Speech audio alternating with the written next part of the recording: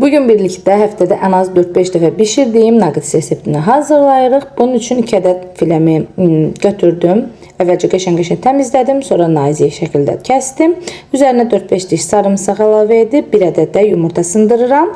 Daha sonra isə 3-4 qaşıq yemək qaşığı dolusu un, ağız dadımıza uyğun olaraq duz əlavə edirəm. Siz istəyib də əlavə edə bilərsiniz. Son olaraq suyunu da əlavə edib sulu bir xəmir yaradıram. Təxminən birinci xəmirindən biraz daha qatı bir xəmir olur və bu şəkildə vaxt varsa 1 saat ən az dinləndiririk. Daha sonra tarelkamın içərisinə suxar əlavə edib filələrimi hər tərəfliyə qəşəng-qəşəng suxarıya bulayıram və az xodda isitmiş olduğum, təzəcə isiməyə başlamış bol yağın içərisində qapağı bağlı bir şəkildə qızardıram. Qızardıqdan sonra isə digər tərəfinə çevirib qapağı açıq bir şəkildə digər tərəfində qızardıram və daha sonra isə soyudub, biraz yağdan çıxardıb bir amca soyudub servis edirəm.